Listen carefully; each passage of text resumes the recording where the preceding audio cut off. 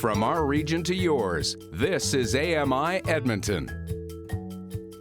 I'm Wade Brown for Accessible Media, and I'm standing on a rocky beach on the banks of the Moline River in Jasper National Park. Millions of tourists flock to Canada's national parks each year to see a wide variety of animals in their natural settings. It's important to be well informed in order to experience the wildlife safely. John Wilmshurst is the Resource Conservation Manager in Jasper National Park.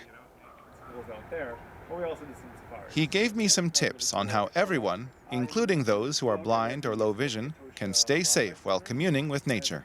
Mostly what you're going to find in the main valley bottoms here, which we call the montane area, is going to be animals like elk and deer, occasionally moose. You'll find coyotes, there are wolves here, and of course this time of year bears are pretty prevalent.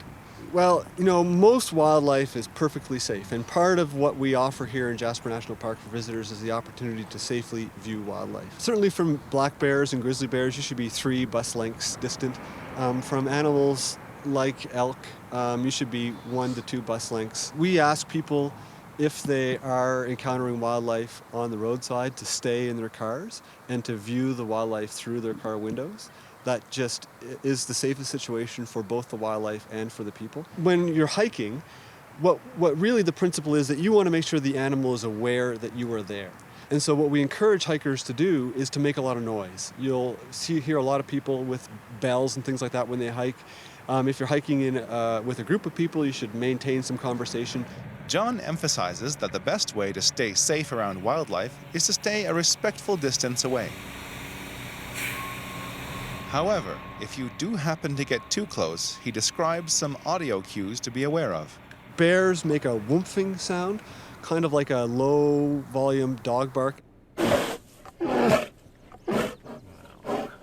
One of the things that elk do quite oddly is they grind their teeth. And it's quite loud. If you hear a teeth grinding sound, that means that you're probably too close, and it's very likely going to be a female with a calf. And your best option in that case is simply to stop and back slowly away. Other distinct elk sounds include the bugling of the male and the call of the female. Many of our viewers and listeners, they might have service animals. How would the animals here react to the dogs, and how might the dogs react to the animals?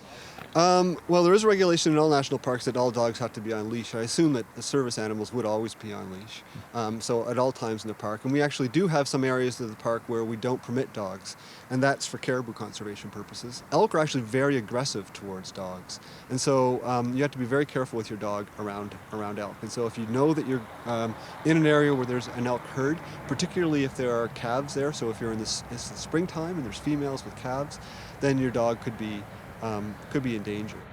John encourages everyone to head out and experience the natural beauty of Jasper National Park. Places like Jasper for visually impaired people offer a real opportunity to listen to all the wonders of nature. The soundscapes that a place like Jasper offers is pretty spectacular.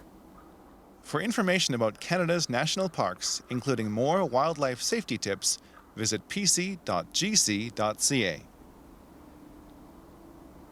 For Accessible Media, I'm Wade Brown.